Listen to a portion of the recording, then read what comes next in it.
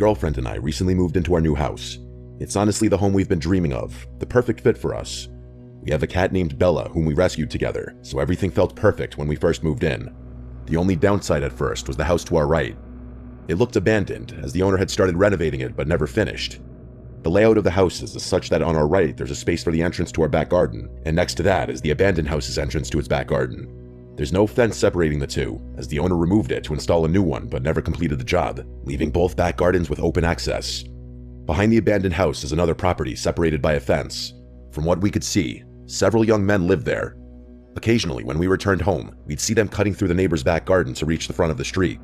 We didn't think much of it at first. Maybe they knew the owner and had permission.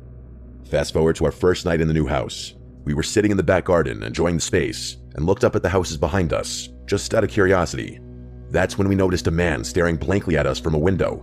He wasn't hiding it, he made it very obvious. There was no expression on his face, and the room was dark, which made the whole thing even more unsettling. We assumed he was just curious about his new neighbors, but after half an hour of that blank stare, we decided to go inside. The next few days were normal. I went to work, and my fiancée continued unpacking. One night, we decided to sit in the garden again. It was dark, but we enjoyed looking at the stars and having deep conversations, until we heard the makeshift wooden board fence being moved.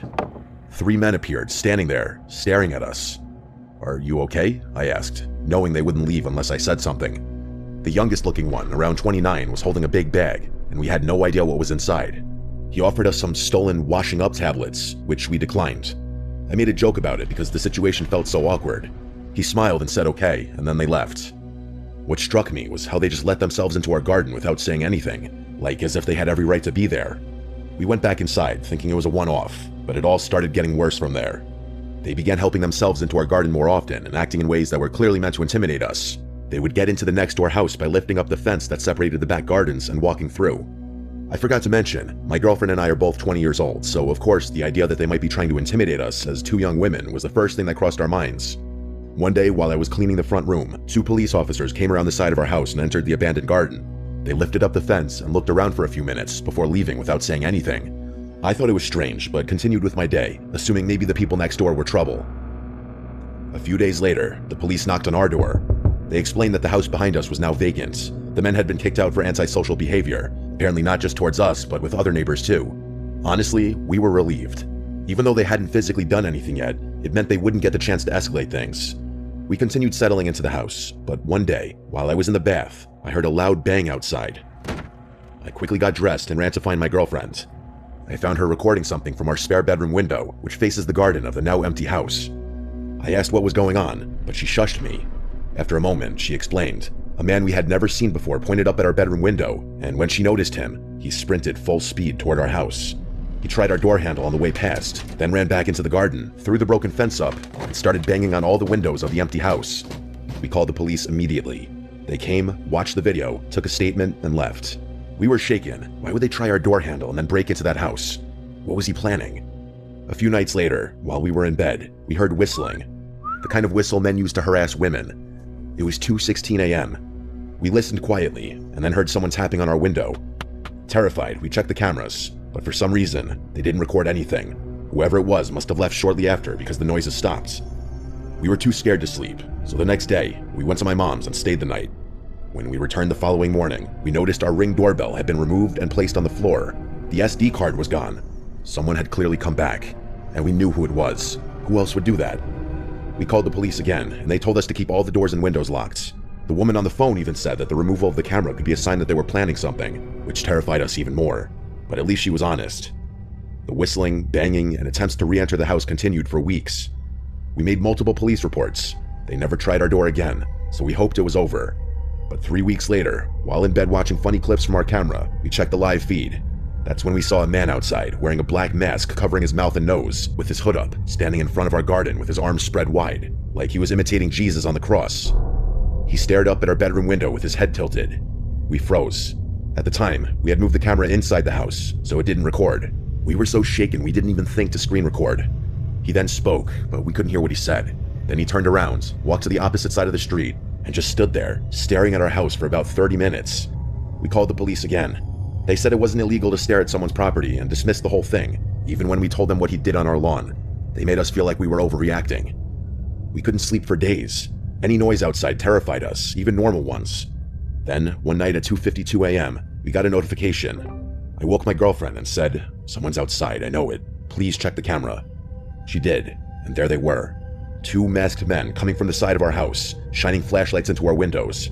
One of them, the same man who had been harassing us, was holding what looked like a crowbar. Why us? What was the point of this? For days on end, he would stand across the street, pointing, waving, or shouting things up at our window. Every time we looked, he would stare blankly at us.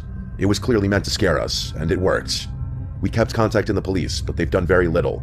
The harassment continues. We've got cameras now, and we record everything, but we feel powerless. Just earlier today, he stood outside again, staring up at us. We got it on video, and we're absolutely terrified, but we'll update if anything else happens.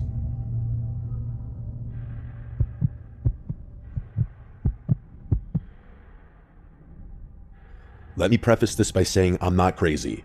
I know how this is going to sound. Paranoid, unhinged, delusional, but I swear, everything I'm about to tell you actually happened.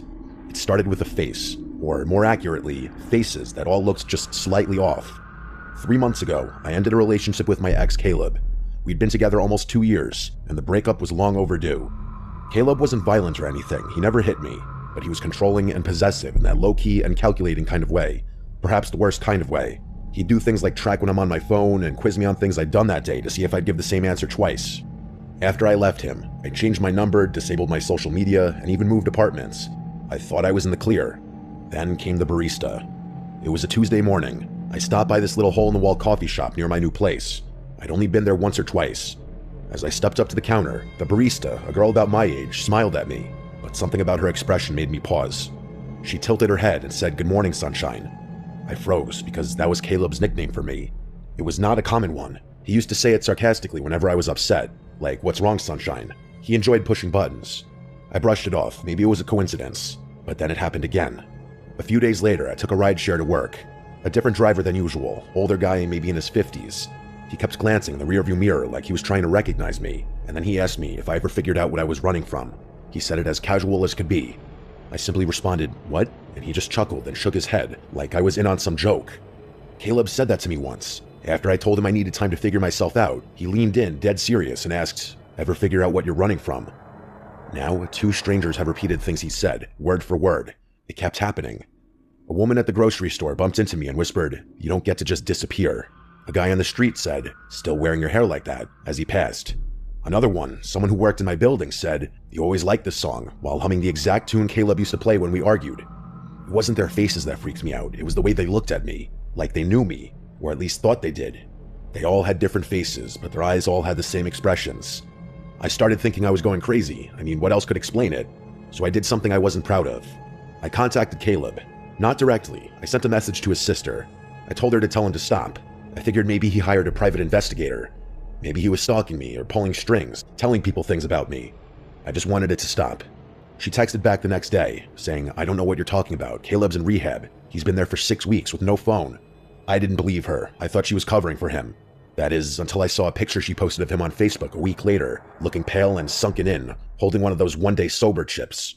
So it couldn't be Caleb, or at least not directly. I couldn't shake the feeling that these strangers knew things they shouldn't, though. One night, I stayed late at work. I didn't want to go home because my apartment didn't feel safe anymore. Not that anything bad happened inside of it, I just didn't like being alone. Around 10 p.m., I finally called it a night. I walked the 10 minutes to my place, keeping my head down, headphones in, but no music playing. Something I learned to do so I could still hear if someone was following me. When I turned the corner onto my block, I saw someone sitting on the stoop of the building across from mine. A young man with his hoodie up but his head down. I almost ignored him until he spoke. He said, "Cold out tonight, huh, sunshine?" I stopped walking. He didn't look at me, he just stared at the sidewalk like he was reading something on it. I slowly walked past and didn't say a word. When I reached my building, I went upstairs and locked every bolt on the door. I sat on the couch for hours, just listening to nothing. Eventually, I fell asleep. The next morning, I woke up to find my doormat flipped over. That might not sound like a big deal, but I live alone, and the door to my unit is on the top floor. You don't just accidentally walk by my place. The underside of my mat had something scribbled in pen. It said, "You can change your face too if you want, but I'll still recognize you." I didn't know what it meant, but I still threw up. That day, I booked a hotel for the weekend. I left my apartment without packing anything. I didn't feel safe even grabbing clothes, I just needed to be somewhere crowded. The hotel clerk gave me a room on the 4th floor. It was small, quiet, and kind of stuffy, but it felt safe. But only until around 2 a.m., when someone knocked on my door. There were 3 slow knocks. I sat up in bed and waited. They knocked again eventually. I peeked through the peephole, and it was a woman, maybe in her 40s. Her face was totally blank and expressionless. She was just staring straight at the door. She didn't say anything, so I didn't make a sound, and eventually she left. It was one of the most disturbing things I'd ever seen. The next morning, I asked the front desk if someone had come by to my room. They said no one should have been up there, especially that late. All the rooms on my floor were vacant. That's when it clicked. These weren't random people. They were being sent and fed my details. They were given phrases Caleb used. But if it weren't Caleb, who would do it? And why? I thought about Caleb in rehab, about his obsession with control and making sure I was never fully gone. He didn't need to be the one knocking, he just needed to send others to do it. So I started digging, and there was one conversation I remembered from months before the breakup. Caleb talking about a forum he was on, a place where people shared tactics. He made it sound like it was for productivity or self-improvement. I don't remember the name of it. Honestly, I don't think he ever gave me the name. But in retrospect, it sounded like some creepy, cultish roleplay crap, except it's happening to me for real. Someone, probably Caleb, had hired people to say his words and mimic his patterns, so that even if he was out of my life technically, I'd still be constantly reminded of him. It wasn't stalking in the traditional sense. It was psychological graffiti. Like he was spraying himself onto strangers so I could never be sure who I was looking at. I don't think it's about watching me, but rather about making sure I never stop watching for him. I moved again and disappeared off social media again. I even dyed my hair. I told friends not to tell anyone where I was. It worked until last week. I was walking home from the bookstore, and a woman passed me on the street and said, "Still hiding behind books, Sunshine?" She didn't stop walking even just to look at me. I don't think this will ever stop.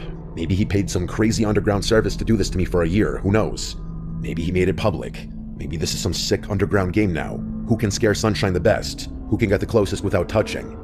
I can't trust anyone's face anymore. The constant paranoia is truly eating away at my mental health.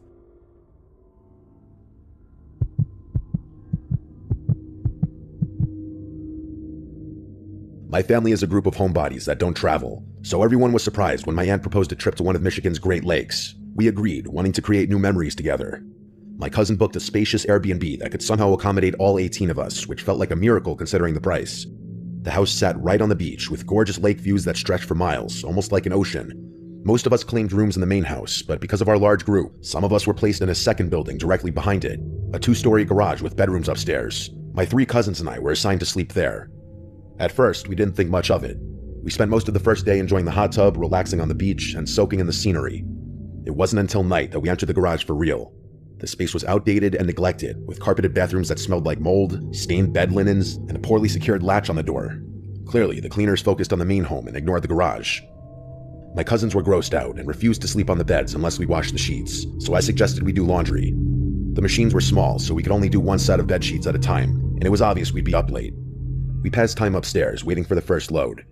My cousin Maria complained about how we got stuck with the worst place, and as she spoke, I started to feel uneasy, like something bad was coming. I've had this feeling before, a rare kind of intuition that usually ends in a nightmare or something worse. I told my cousins to stay alert, and they listened, especially since we'd all experienced a break-in before when we lived in Detroit. Around midnight, the bell rang from the first floor, signaling the wash was done.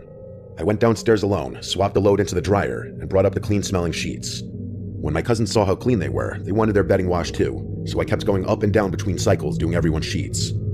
At around 2:37 a.m., we were finally done. We made the beds, and were too tired to stay up any longer. My cousin Nikki insisted we leave the light on, and while they all fell asleep quickly, I stayed up doing some schoolwork on my phone. I'm a light sleeper, something that stuck with me since the break-in, and I remained hyper-aware of my surroundings even while half asleep. Then, around 3 a.m., a loud bang hit the garage door, like someone had thrown their body against it. I sat up, startled, but my cousins didn't move. I tried telling myself it was just wind, though the noise was too heavy for that. Still, I stayed quiet and tried to sleep. But then it happened again, same deafening crash, this time shaking the garage door. The building trembled from the impact. I was fully awake now, watching the lamp-lit room as my cousins continued to sleep. No animal or gust of wind could cause that. 20 minutes later, the third boom hit. The garage shook again, and finally, 2 of my cousins bolted upright. I asked if they heard that, already knowing the answer. Nikki asked what that was, and I said I don't know, but this is the 3rd time I'm hearing it. We all agreed no wind could cause that sound. Nikki suggested texting her mom, my aunt, so we did. It was 4:11 a.m. when she responded, realizing something serious must be going on. She woke my uncle, who ran outside to check the property. We stayed upstairs, too afraid to move, until we heard knocking. It was my uncle at the door, and when we opened it, we saw him standing there with my dad and a few of our older male cousins. That's when I knew it was serious. There was no wind, no one playing around.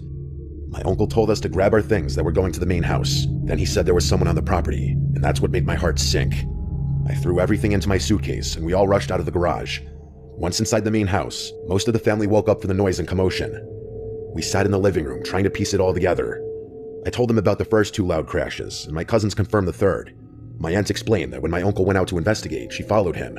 He shouted "hey" at someone standing behind the garage. The door to the main house slammed behind her right then, and there was no wind to explain it. She feared someone might have slipped into the house, so she ran to wake my dad and cousins. After searching, no one else was found inside. Then my uncle described what he saw. A man stood behind the garage, not hiding or moving, but staring like he wanted to be seen. When my uncle called out, the man didn't flinch. He simply walked away and vanished, not into the darkness, but into thin air. The leaves on the ground didn't crunch, and there were no footsteps left behind. My uncle's not someone who makes up stories either. He's a serious, logical man, which made everything scarier. My brothers added that they found 2 jester cards, one in the main house and one in the garage. The one in the garage was twisted and demonic looking. One cousin pointed out that jesters symbolize mockery, and the loud sounds happened around 3 a.m., the so-called devil's hour. It was as if we were being taunted. My uncle had even checked for footprints, but saw only his and my cousin's, not the man's. Another cousin drove down the road during the incident to try and spot someone fleeing, but found no one. That day, no one returned to the garage. We squeezed into the main house, on floors, couches, anywhere there was room. My mom gave up her bed so we could sleep more comfortably. On the second night, she slept on a couch by the large windows and woke around 4 a.m. to footsteps on the porch. She didn't dare open her eyes. She was afraid of seeing someone looking in. Then she heard someone trying the basement door. It had a weak lock, and my brothers and male cousins were sleeping down there. The door rattled as someone tried to break in. My mom rushed to the basement, but by the time she reached the beachside entrance, no one was there, and all the boys were still fast asleep. That was our last night. Though we planned to stay until Tuesday, we left Monday instead. On the way home, we couldn't stop talking about what had happened.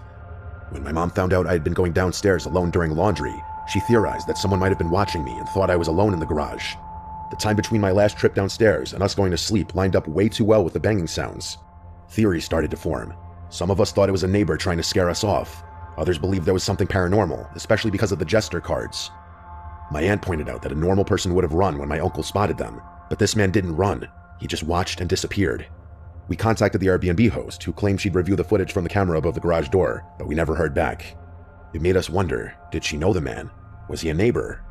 When we first arrived, my sister and cousin had walked the beach and passed a woman next door. She watched them coldly,